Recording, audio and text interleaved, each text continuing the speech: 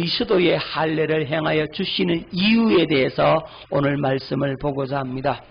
자, 그리스도의 할례를 다른 말로 하면 마음의 할례, 또 다르게 표현하면 성령의 세례입니다. 그러니까 성령의 세례, 즉 마음의 할례를 행하여 주시는 이유가 뭐냐? 여러 가지 이유가 있는데 간단하게 살펴보도록 합니다. 자, 그리스도의 할례, 즉 마음의 할례를 행하여 주시는 이유가 뭘 주시려고? 하나님의 생명을 주시려고. 하나님의 생명으로 거듭 태어나는 순간이 뭐냐면 성령의 세례예요.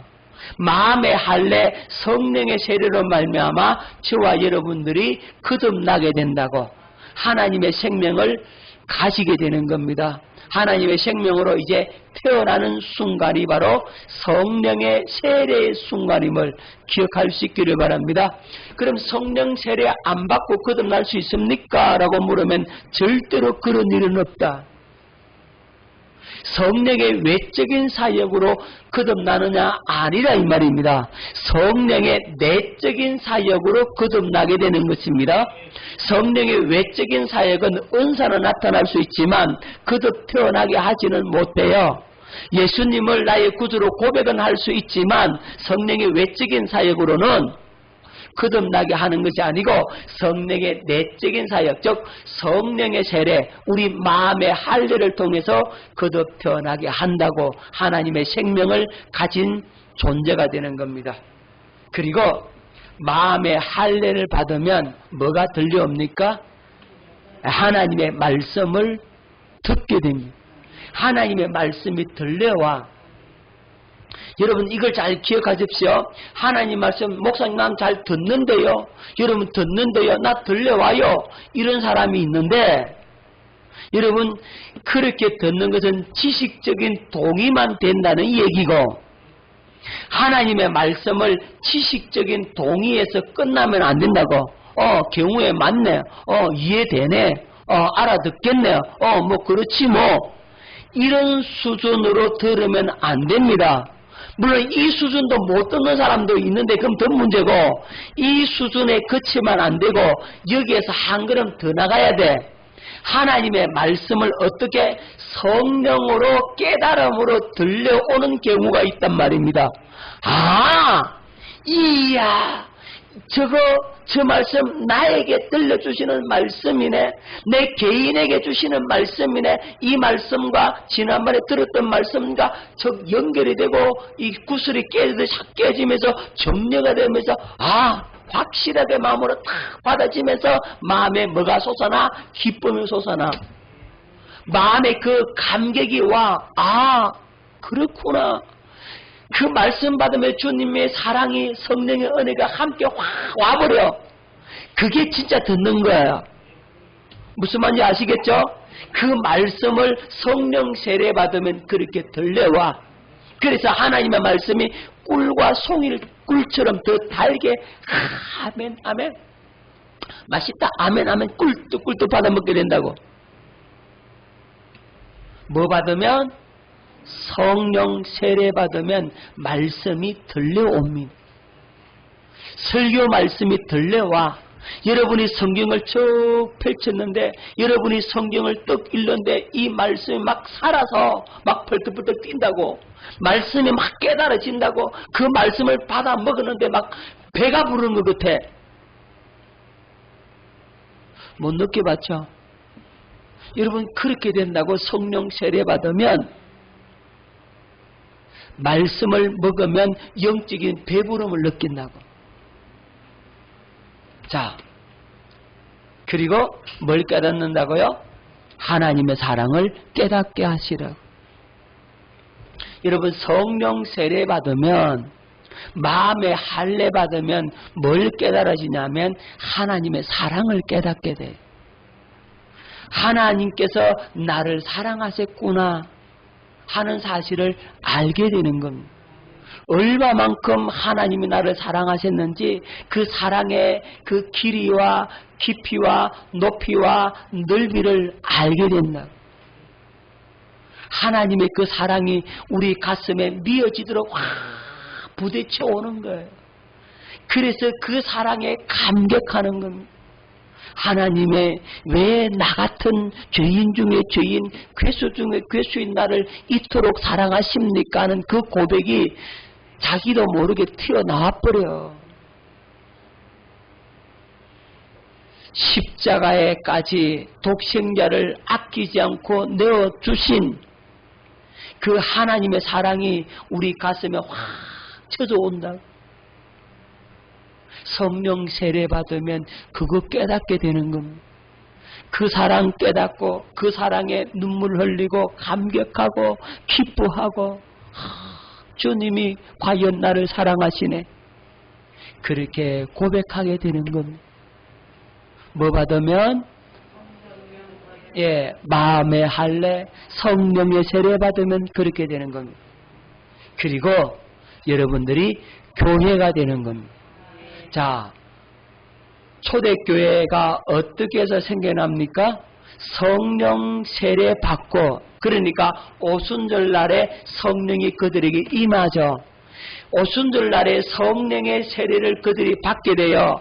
성령이 그들에게 각 사람 머리에 한 사람씩 다 성령이 부어지게 된다고. 그래서 교회가 되는 겁니다. 초대교회가 만들어지게 되는 겁니다.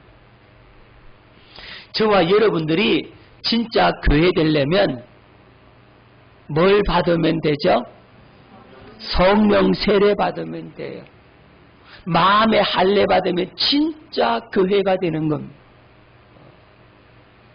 마음의 할례 받지 못하면 교인은 될 수도 있어도 성도는 아니란 말이죠. 교인은 될 수가 있어도 교회는 아니란 말이죠. 주님이 기뻐하시는 교회는 성령 세례 받고 마음의 할례 받은 자, 그러니까 그리스도의 할례를 받은 자가 진정한 교회란 말입니다. 그리고 누구처럼 살게 된다고? 성령 세례 받으면, 마음의 할례 받으면 예수님처럼 살게 되어져 버려. 자, 왜 예수님처럼 살게 되죠? 성령 세례 받았으니까, 그건 내가 한 말이고, 성령 세례 받으면 이 생명이 달라지죠. 뭐가 달라진다고요? 생명이 달라지는 겁니다. 생명이. 자주 제가 말씀드리잖아요. 원숭이의 생명을 가지고 태어나면 원숭이 형상을 입고 원숭이 모양을 하고 원숭이처럼 산다고. 그래서 원숭이는 태어나자마자, 그죠? 자라자마자 나무에 올라갑니다. 그죠? 왜? 원숭이 생명은 나무를 잘 타는 생명이에요. 그래서 원숭이가 나무를 잘 타는 겁니다. 여러분, 마찬가지로 우리가 예수님의 생명으로 거듭 태어나면, 예수님의 생명을 가지면 누구처럼 산다고? 예수님처럼 살게 되어 있다니까. 믿습니까? 원숭이 보고, 야, 원숭아, 너 저기 원숭이처럼 살지 마! 니 왜 이 원숭이처럼 사는데? 팍! 뭐라고 해도 그는 무엇처럼 살아요? 원숭이처럼 살아요. 아무리 가르쳐도 그는 원숭이처럼 살아요. 그럼 원숭이를 가지고 훈련시켜가지고 너 사람처럼 살아? 아무리 사람처럼 살라고 해도 사람 흉내만 낼 뿐. 뭐만 낸다고요? 흉내만 낼 뿐 원숭이처럼 살아. 왜죠? 생명이, 원숭이의 생명을 가지고 있기 때문에 그래. 팔자가 원숭이 팔자니까 원숭이처럼 산다고. 우리는 예수님 팔자요. 우리는 예수 생명을 가졌어요. 예수 생명을 가졌으면 이 예수님 생명은 예수님처럼 사는 생명이라고. 그걸 믿으라고. 할렐루야. 그것에 대한 절대적 확신을 가져버리세요. 이걸 지식적인 동의만 하지 말고 머리로 그렇겠구나라고 그렇게 해서 끝나지 말고 정말로 내가 예수 생명으로 거듭 태어났으니까 주님 나 예수 생명을 가졌으니까 예수님처럼 살아야 되는 것이 마땅하잖아요. 당연하잖아요. 예수님의 이름의 능력과 권세가 나를 통해서 나타나고 예수님이 보는 것처럼 나도 보게 되고 예수님이 들으시는 것도 나도 듣게 되고 예수님이 가르침 받는 것처럼 나도 가르침 받게 되고 예수님을 머리로 해서 그분을 주인으로 살게 되어져 버린단 말입니다. 그러니까 복음이죠. 이거에 우리의 그 노력으로 예서서 되는 게 아니고 원숭이는요 지가 노력을 팍 해서 나무 타는 게 아니라고 엄마 젖만 있고 그냥 살다 보니까 나무를 자동적으로 잘 타게 되어지는 거죠. 그죠? 마찬가지라고 예수 생명을 가지면 예수님처럼 살게 되어져 있는 게 우리 예수 팔자라고. 할렐루야. 팔자대로 사는 겁니다. 누구 팔자? 예수님처럼 살게 되어져 있다고. 왜요? 예수님의 생명을 가졌으니까. 예수 생명은 예수님처럼 사는 생명이라고. 그래서 뭐를 집중해야 되겠습니까? 예수 생명에 집중해야 되겠죠. 생명력에 집중해야 되죠. 생명력, 생명의 힘을, 생명의 그 파워를 가질 때 그렇게 산다고. 여기에 우리가 집중해야 된다고. 할렐루야. 예수 생명으로 건강하려면 여러분 잘 먹어야 되죠. 그죠? 잘 먹어야 되잖아요.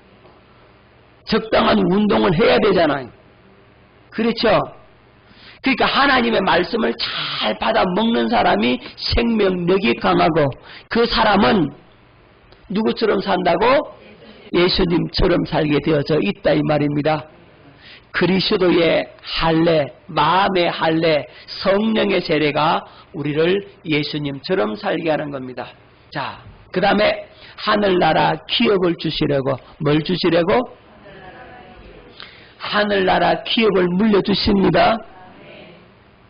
썩지도 않고 더럽지도 않고 쉬하지도 않는 그 하나님의 기업을 저와 여러분에게 물려줍니다. 그러니까 이 땅에 사는 기간 동안에 여러분들이 상 받을 기회고 하늘나라 기업을 크게 만드는 기회임을 아시기 바랍니다. 하늘나라 기업을 물려주는데 여러분 이 땅에서 얼마만큼 생명이 성장했느냐에 따라서 기업의 분량이 커지는 겁니다.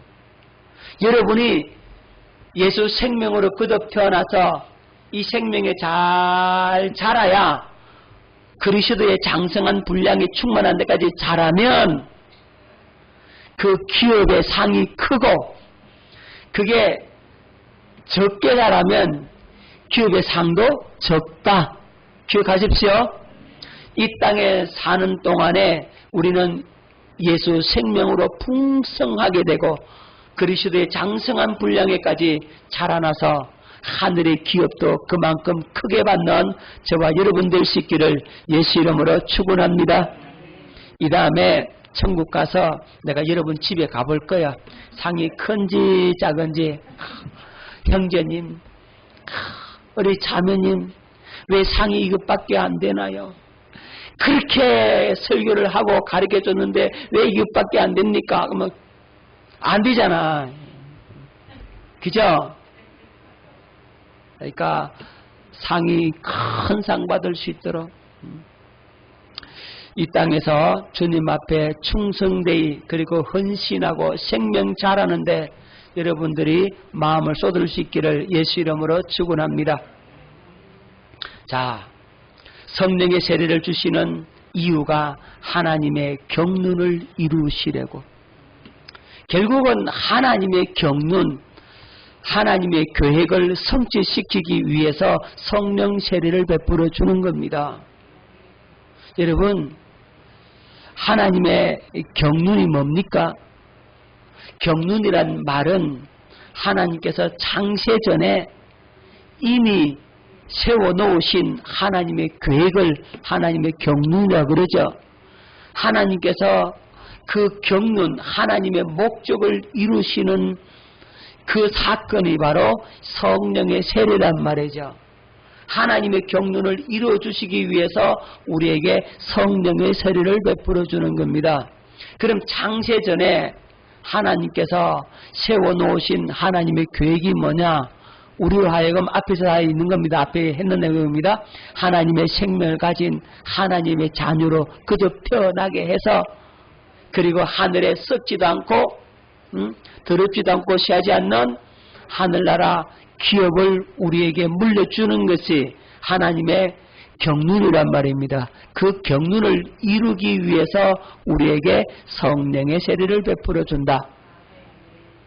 그리고 하나님이 이 모든 것을 우리로 하여금 누리게 하시려고, 뭐 하시려고? 누리게 하시려.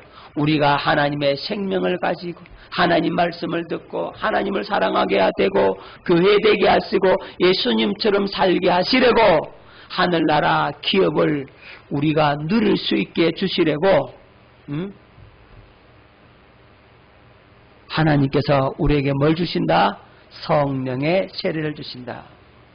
자, 왜냐하면 하나님이 마음의 할례를 해주지 않으면 인간 스스로는 할 수 없기 때문에. 자, 그래서 하나님께서 우리에게 은혜를 주지 않으면 우리는 아무것도 할 수 없다 이 말입니다. 하나님께서 우리에게 뭘 베풀어 주셔야?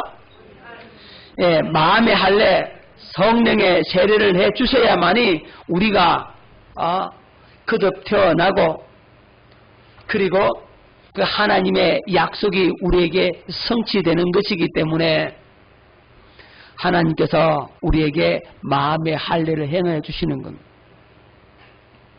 여러분, 이 생명이 거듭 태어나야 하나님의 약속이 여러분에게 이루어집니다.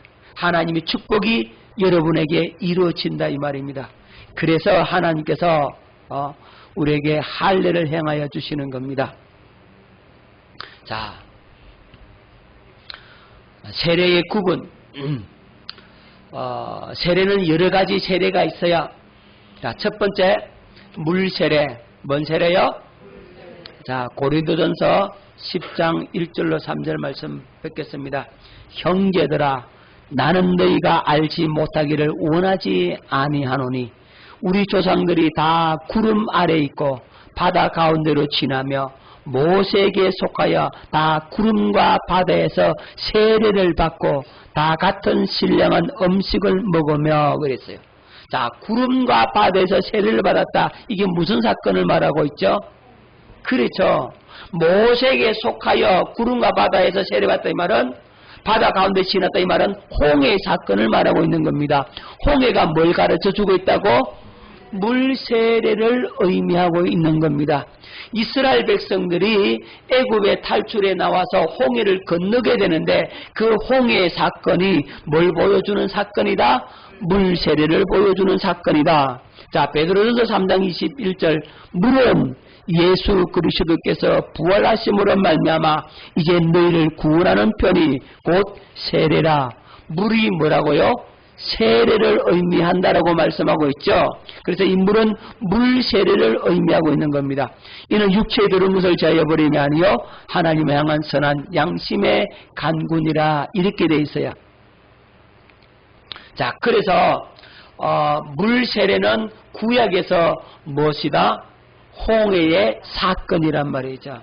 자, 홍해는 바로 물 세례의 모형이다. 그럼 할례는 뭐의 모형이다? 성령 세례의 모형이 되는 거죠. 깨달아지십니까? 자, 홍해 사건은 뭘 모형이고 물 세례의 모형이고 할례는 무슨 모형이다? 성령 세례의 모형이다. 여러분 그렇게 아시면 되겠습니다. 자, 그러면 홍해 사건을 한번 자세히 살펴보도록 하겠습니다. 자, 이스라엘 백성들이 애굽에서 탈출해 나오죠. 그래서 어디로 향해 갑니까? 가나안 땅을 향해 가는데 홍해 길로 가요. 홍해 길로. 가장 빠른 길 블레셋 길로 가지 아니하고 글로 가다가 완전히 방향을 틀어서 어디로 가느냐? 홍해의 길로 가는 겁니다. 바로 왕이 마음이 강팍해가지고 이스라엘 백성들이 어디로 갔나 알아봐라 정찰대를 보냈는데 그들이 홍해의 길로 가고 있습니다. 그래? 그러면 다시 잡아오자. 그래서 애굽의 그 병거와 애굽의 기병들 그 병사들이 쫓아가는 겁니다. 막 따라갑니다. 이스라엘 백성들이 홍해가에 도착을 했어. 뒤를 돌아보니까 누가 쫓아오고 있습니까? 애굽의 군대가 쫓아오는 겁니다. 그래서 이스라엘 백성들이 아이고 하나님 우리 다 죽게 생겼습니다. 모세야 네가 어찌하여 인도에 내서 우리 다 죽게 하느냐. 아이고 하나님 살려주세요. 원망했다가 살려달라 했다가 정신없는 겁니다. 그때 모세가 너는 가만히 있어서 하나님이 행하심을 보라. 뭐라고요? 너는 잠잠해라. 가만히 있어서 뭐라고요? 가만히 있어서 하나님이 어떻게 구원을 행하는지 봐라. 하나님의 역사를 봐라. 그리고는 모세에게 말합니다. 모세야 네 지팡이를 들어 홍해를 치라. 모세가 지팡이를 들어서 홍해를 칩니다. 그랬더니 하나님께서 밤새도록 바람을 불어. 여러분 영화에 보니까 한참을 쫙 갈라지는 그렇지 않아. 그 영하고 극적인 장면을 묘사했는데 사실은 밤새도록 바람을 붑니다. 그 바람을 불어서 홍해를 갈라지게 만들었어요. 홍해가 갈라지니까 이제는 건너라. 이스라엘 백성들이 이제 그 홍해를 마른 땅처럼 건너갑니다. 홍해를 쫙 건너가니까 애굽의 군대도 보니까 저들이 홍해를 건너가 너희들도 들어가라 추격해라. 바로의 군대도 함께 홍해에 들어갑니다. 다 물속으로 들어가요. 그 바다를 들어갑니다. 다 들어가는데 어떻게 됐습니까? 네? 다 들어가죠.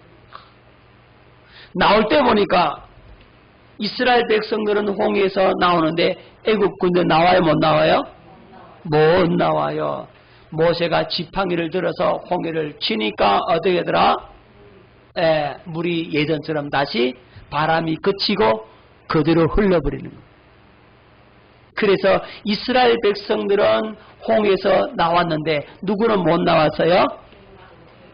애굽의 병사들은 애굽의 군대 그 병과 말들은 다 죽었습니다. 못 나왔습니다.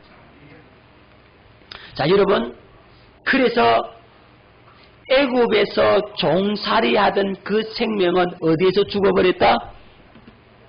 홍해에서 죽어버렸다.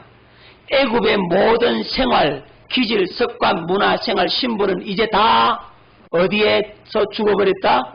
홍해에서 죽어버렸다. 다시 애굽으로 돌아갈 수 있습니까? 없습니까? 이제 못 돌아가요. 그리고 바로와 그 군대가 다시 공격합니까? 못합니까? 공격 못하게 됩니다. 그러니까 이 홍해에서 뭐가 죽었냐 하면 육신의 생각과 마음은 다 죽어버렸다. 물세례가 바로 그런 의미가 있는 겁니다. 물세례는 내가 물에 푹 잠기잖아요. 우리는 세례받았기 때문에 약식으로 받기 때문에 그 의미를 잘 모를 수가 있는데 사실은 그 강에나 바닷가에 들어가서 그냥 물에 한번 푹 잠겨 봐야 돼. 침례를 받아야 돼 제대로. 그래야 이 세례의 의미를 정확하게 알 수가 있다고. 물속에 내가 푹 빠져 죽거든요.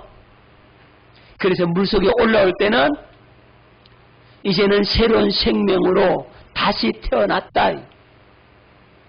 예전에 내가 주인 되어 살던 나, 육신의 생각과 마음으로 살던 나, 스스로 살려고 했던 나, 이 모든 나는 어디에 빠져 죽고 이 물속에 빠져 죽고 물속에 올라올 때는 이제는 예수님을 머리로 해서 사는 새로운 생명, 새로운 피조물로 다시 산다, 새롭게 산다, 거듭 태어난다. 그 의미가 있는 게 바로 물세례입니다. 자, 홍해는 정확하게 그걸 보여줘. 애굽에 종살이하던 그 생명은 이제는 홍해에서 죽었다. 자기를 얽어매고 붙들고 종살이 시키고 노예시켰던 그 모든 억압된 그것들은 어디에 죽었다? 이제 홍해에 빠져 다 죽어버렸다. 애굽의 군대가 다 죽었습니까? 안 죽었습니까? 예, 죽었습니다. 자, 그래서 이스라엘 백성들이 애굽에서 다 탈출해 나와가지고 홍해를 떡 건넜을 때 그들의 기쁨은 절정에 달합니다. 그래서 이 미리암이 소고를 들었어요. 소고를 잡고 막 춤추면서 막 하나님을 찬양하는데 얼마나 그 기쁨이 충만한지 모릅니다. 자, 출애굽기 15장 20절로 21절. 아론의 누이 선지자 미리암이 손에 소고를 잡으매 모든 여인도 그를 따라 나오며 소고를 잡고 춤추니 미리암이 그들에게 화답하여 이르되 너희는 여호와를 찬송하라.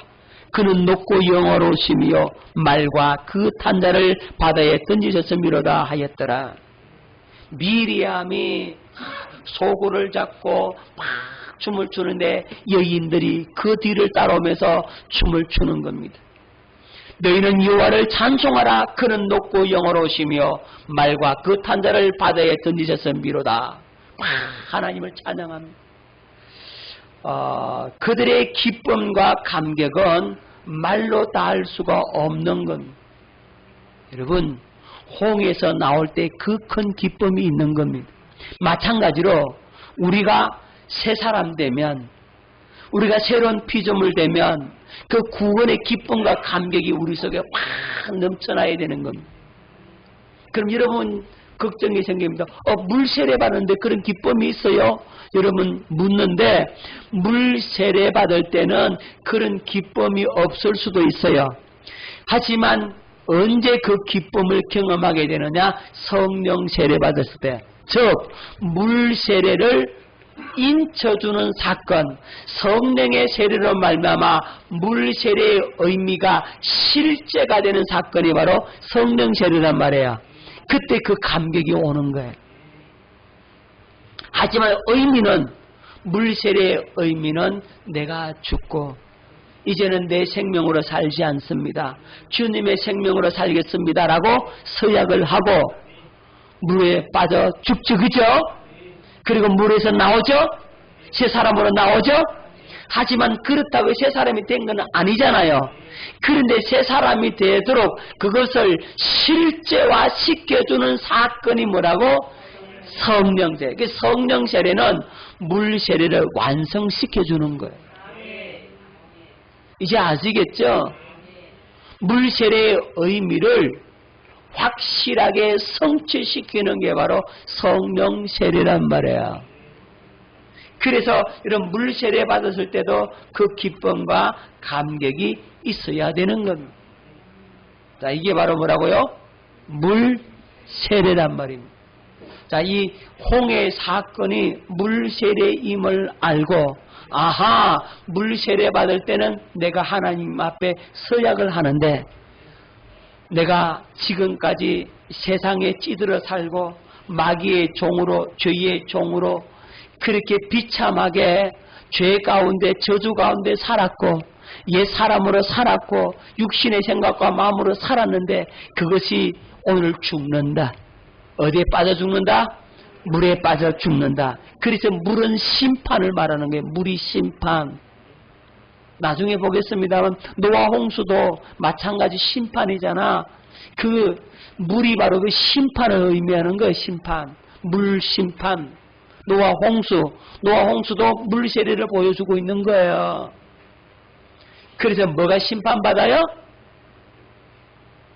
뭐가 심판받아? 좀 말 바꾸면 또 모르네. 그렇죠. 육신의 생각과 마음이 심판받아 죽는다고. 옛사람이 심판받아 죽는다고. 죄 아래 살던 마귀의 종으로 살던 나, 변질되고 더럽혀진 육신의 생각과 마음이 물에 심판받아 죽어버렸다. 물속에 빠져 죽었다. 심판받아 죽었다. 그리고 물에서 올라오는 겁니다. 이때는 누구 생명으로? 그렇죠. 예수 생명으로 거듭 태어났다. 새 사람으로 태어났다. 그러니까 그 기쁨이 넘치는 겁니다. 홍해에서 그래서 미레암이 소고를 잡고 막 춤추면서 주님을 찬양하잖아요. 말과 그 탄자를 바다에 던졌다고. 애굽의 군들 다 수상시켜버렸다고. 그들을 심판해버렸고 우리는 구원받았다. 그 기쁨의 절정이 바로 홍해의 사건이란 말입니다. 바로 물세례가 그런 의미가 있는 겁니다. 이 물세례를 완성시키고 인쳐주시고 보증한 사건이 바로 성령세례다. 나중에 성령세례 자세히 살펴보도록 하고, 물세례는 바로 홍해의 사건을 통해서 확실하게 보여주고 있다는 사실을 기억하고, 이제는 나로 살지 않고 주님의 생명과 마음으로 사는 저와 여러분들 수 있기를 예수 이름으로 축원합니다. 기도하겠습니다.